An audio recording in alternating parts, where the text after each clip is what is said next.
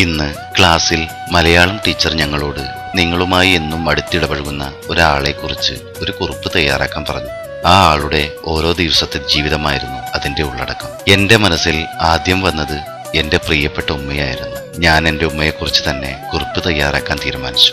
ഞാൻ ഉമ്മയോട് കാര്യം പറയാതെ തന്നെ നാളെ ഉമ്മയുടെ കൂടെ മുഴുവൻ സമയവും നിൽക്കാൻ ആഗ്രഹിക്കുന്ന കാര്യം അറിയിച്ചു. ഉമ്മാക്ക് വളരെ സന്തോഷമായി. രാവിലെ തന്നെ വിളിക്കാൻ ഏൽപ്പിച്ചു. അടുത്ത ദിവസം രാവിലെ 4 മണി ഉമ്മ എന്നെ വിളിച്ചു. സുബഹി നമസ്കാരത്തിന്റെ സമയമായിരുന്നു. ഞാനും നമസ്കരിച്ചു. പിന്നീട് ഉമ്മ കൊച്ചനുജനെ കുളിപ്പിക്കാൻ കൊണ്ടുപോയി. അവൻ ഉറക്കത്തിലെ മൂത്രമൊഴിക്കുമായിരുന്നു. അപ്പോൾ സമയം 5. ബാപ്പ നമസ്കാരം കഴിഞ്ഞ് വരുമ്പോഴേക്കും ചായ ഉണ്ടാക്കാൻ ധൃതി കൂട്ടുകയായിരുന്ന ഉമ്മ ചായയും പഴം വറുത്തതും ഉണ്ടാക്കി. ബാപ്പയുടെ ശബ്ദം, എവിടെ അടി എന്റെ ബ്രഷ്? ഉമ്മ ഉടനെ ബ്രഷ് എടുക്കാൻ ഓടി. അപ്പോഴേക്കും കൊച്ചനുജത്തി കരയാൻ തുടങ്ങി. അനുജത്തിക്ക് മുലയൂട്ടാൻ ഉമ്മ റൂമിലേക്ക് പോയി. ബാപ്പയുടെ ശബ്ദം കനത്തു, വിശന്നിട്ട് വയറ് കാളുന്നു, എവിടെ അടി ചായ? ഞാൻ എടുത്തു കൊടുക്കണമെന്ന് കരുതി, എല്ലാം മനസ്സിലാക്കണമെന്ന് കരുതി ഞാൻ എല്ലാം നോക്കി നിന്നു. ബാപ്പാക്ക് ചായ കൊടുത്തിട്ട് ഉമ്മ ചൂലുമായി മുറ്റമടിക്കാൻ ഇറങ്ങി. മുറ്റമടിച്ച് പകുതിയായില്ല. അപ്പോഴേക്കും ബാപ്പയുടെ വിളി, എടി റൂമിൽ നാറിയിട്ട് നിൽക്കാൻ വയ്യ, കുഞ്ഞിനെടുത്ത് കുളിപ്പിച്ച് കിടത്തടി. ചൂൽ നിലത്തിട്ട് ഉമ്മ റൂമിലേക്ക് നടന്നു. അനുജത്തിയെ കുളിപ്പിച്ച് പമ്പേഴ്സ് മാറ്റിക്കൊടുത്ത് വീണ്ടും ചൂലുമായി മുറ്റമടി തുടങ്ങി. അത് കഴിയുമ്പോഴേക്കും പ്രാതൽ പാകം ചെയ്യാനുള്ള തിരക്കിലായി. ബാപ്പാക്ക് ചപ്പാത്തി, എനിക്ക് ദോശ, അങ്ങനെയായിരുന്നു പതിവ്. എനിക്ക് വയറ് കാളി തുടങ്ങി. അപ്പോഴാണ് ഞാൻ ഉമ്മയെക്കുറിച്ച് ഓർത്തത്. ഉമ്മയ്ക്കും വിശക്കുന്നുണ്ടാവുമല്ലേ?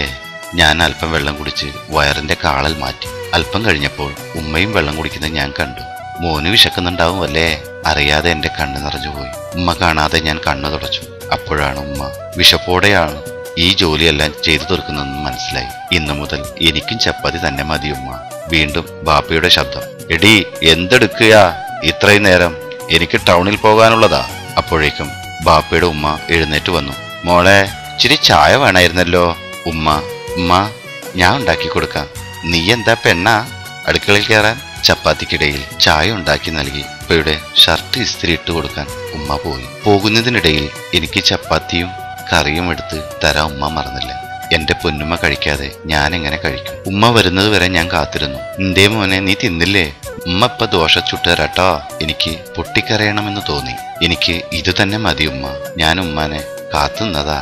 ഞാനും ഉമ്മയും ചപ്പാത്തി കഴിച്ചു. കഴിഞ്ഞ ഉടനെ അലക്കാനുള്ള വസ്ത്രവുമായി വന്നു. അലക്ക് മെഷീനിലിട്ട് വീണ്ടും ചൂലുമായി വീടിനകം വൃത്തിയാക്കാൻ തുടങ്ങി. അത് കഴിയുമ്പോഴേക്കും ഉച്ചയൂണിന് മത്സ്യവുമായി പാപ്പ എത്തി. മീനെടുത്ത് മുറിക്കാനൊരുങ്ങുമ്പോൾ ഉമ്മാമാന്റെ ശബ്ദം, മോളെ ഇജ്ജ് കുറച്ച് വെള്ളം ചൂടാക്ക്, എനിക്കൊന്ന് കുളിക്കണം. എല്ലാം കഴിഞ്ഞ് ഭക്ഷണം ഉണ്ടാക്കി കഴിച്ചു. പാത്രങ്ങൾ കഴുകി ഉമ്മ നമസ്കരിക്കാൻ പോയി. ഞാനും നമസ്കാരം കഴിഞ്ഞ് വന്നപ്പോൾ സമയം വൈകുന്നേരം 4:30. ഉമ്മ ക്ഷീണം കാരണം കിടക്കുകയായിരുന്നു. എനിക്ക് നല്ല ക്ഷീണം അനുഭവപ്പെട്ടു. അല്പം കഴിഞ്ഞപ്പോൾ കോളിംഗ് ബെല്ല് ശബ്ദം. ഉമ്മയെ ശല്യം ചെയ്യേണ്ടെന്ന് കരുതി ഞാൻ വാതിൽ തുറക്കാൻ പോയി. അപ്പോഴേക്കും ഉമ്മ വാതിൽക്കൽ എത്തി. വന്നത് വിരുന്നുകാരായിരുന്നു, ബാപ്പയുടെ ബന്ധുക്കൾ. ഉമ്മ പുഞ്ചിരിയോടെ അവരെ വരവേറ്റു. ശല്യങ്ങൾ വരാൻ കണ്ട സമയം എന്ന് എന്റെ മനസ്സ് മന്ത്രിച്ചു.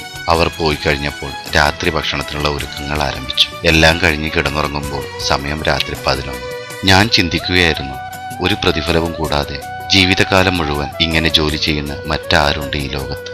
ഉമ്മ, എന്റെ പൊന്നുമ്മ. ഉമ്മാക്ക് പകരം വെക്കാൻ ഈ ലോകത്ത് മറ്റാരുമില്ല ഉമ്മയല്ലാതെ എന്ന് സ്നേഹത്തോടെ നിങ്ങളുടെ സ്വന്തം അസ്ലം ചട്ടൻചാ. ഉസ്മാൻ പാറപ്പുറം എഴുതിയ കഥയുടെ ശബ്ദ ആവിഷ്കരണമാണ് നിങ്ങൾ കേട്ടത്. അവതരണം അസ്ലം ചട്ടൻചാ.